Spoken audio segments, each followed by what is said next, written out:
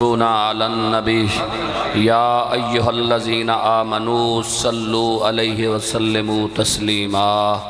الصلاۃ والسلام علیک یا سیدی یا رسول اللہ وعلی آلک واصحابک وازواجک یا سیدی یا حبیب اللہ الصلاۃ والسلام علیک یا سیدی یا جد الحسن والحسین وعلی آلک واصحابک وازواجک وبناتک وآبائک یا سیدی یا خاتم النبیین۔ بعد از حمد و صلاۃ میر بزم، صدر بزم، پیر طریقت، رہنمائے اہل عقیدت، مسافر راہ ناموس رسالت، اسیر ناموس رسالت،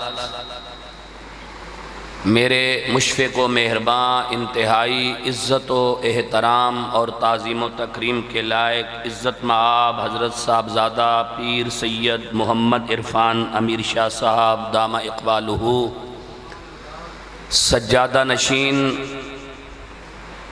آستانہ عالیہ رواتڑہ شریف، انتہائی عزت و احترام کے لائق جمیع وارثان منبر و محراب علماء اہل سنت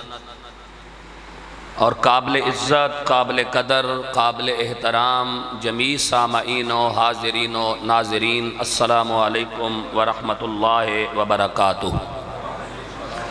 آج 28 اگست 2025 بروز جمعرات بعد نماز عشاء ہم یہاں چنگرال تحصیل سہاوہ ضلع جہلم میں فقید المثال، تاریخ ساز، ایمان افروز،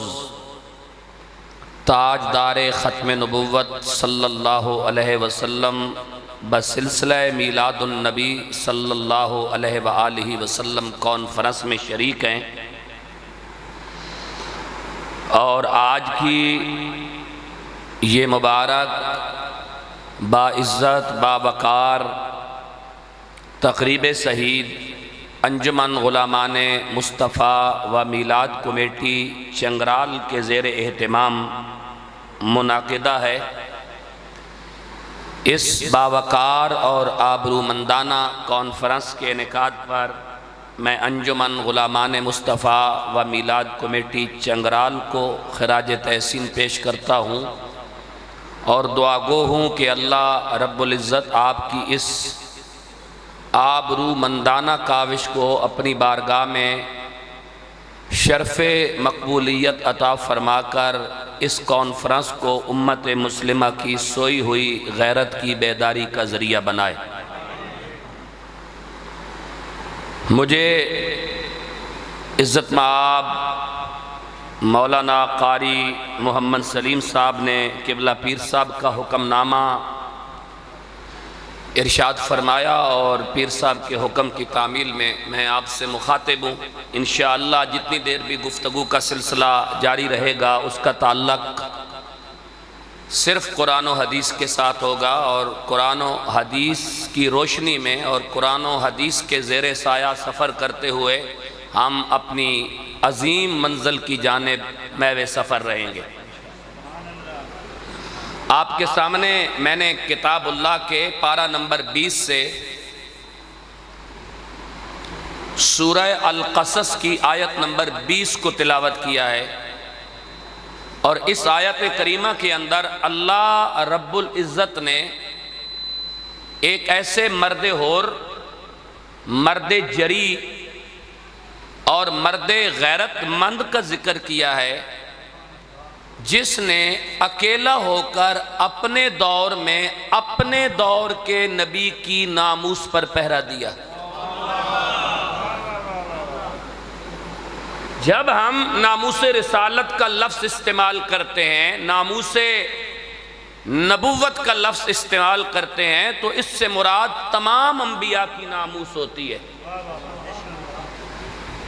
جب حرمت رسالت کی بات ہو یا حرمت نبوت کی بات ہو تو اس سے مراد تمام انبیاء و مرسلین کی حرمت، ان کی ناموس، ان کی تطہیر، ان کی عصمت، ان کی معصومیت، ان کی تقدیس، ان کی تطہیر، ان کی تنویر، ان کے انوار و برکات کا تحفظ اور دفاع کرنا مقصود ہوتا ہے۔ اللہ کے برگزیدہ نبی بلکہ 5 اولو العزم انبیاء میں سے ایک اولو العزم شخصیت حضرت سیدنا موسیٰ علیہ نبینا علیہ السلام کی ہے۔ آپ ملک مصر میں موجود ہیں اور ملک مصر کی شاہی فرعون کے قابو میں ہے، اس کے تسلط میں ہے، اور بنی اسرائیل کو حضرت موسیٰ علیہ السلام نے جب غیرت دلائی اور ان کو حقائق سے آگاہ کیا کہ تمہاری زندگی کا مقصد فرعون کی غلامی کرنا نہیں، اللہ کی غلامی کرنا ہے۔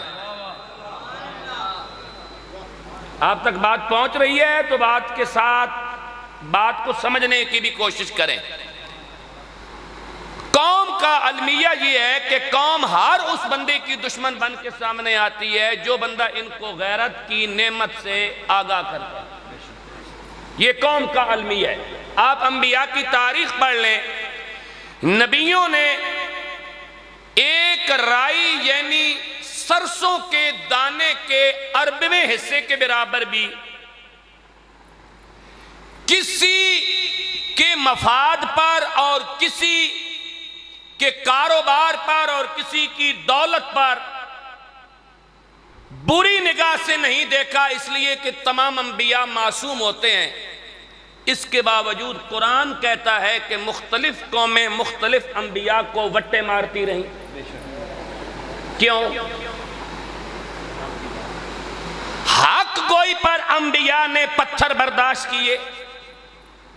حق گوئی پر انبیاء کو تکالیف اور مصائب کا سامنا کرنا پڑا، حق گوئی پر انبیاء کو ہجرت کرنا پڑی، حق گوئی پر اللہ کے برگزیدہ نبی حضرت ابراہیم علیہ السلام کو آگ میں ڈالا گیا،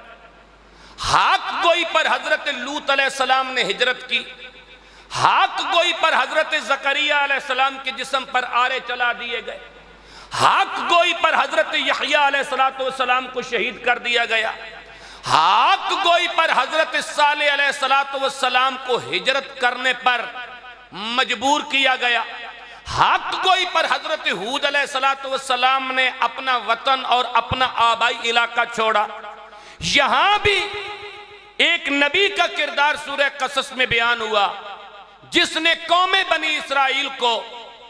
فرعون کی غلامی سے نکال کر اللہ کی غلامی میں دینے کا تہیہ کیا، تو قوم دشمن بن گئی۔ اب قرآن کہتا ہے کہ فرعون کے محل کے اندر ایک اجلاس ہوا، اجلاس اتنا بڑا تھا کہ قرآن کہتا ہے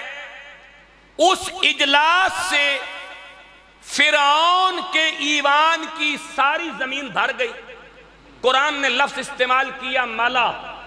ملا کا معنی سردار ہے، لیکن سرداروں کی اس جماعت کو ملا قرآن میں کہتے ہیں جو اتنے زیادہ تعداد میں ہوں کہ اس سے زمین بھر جائے، یعنی حضرت موسیٰ کے قتل کا منصوبہ بنانے کے لیے اتنے بندے اکٹھے ہو گئے۔ اب قرآن کہتا ہے ادھر قرارداد پاس ہوئی کہ موسیٰ علیہ السلام کو قتل کرنا ہے،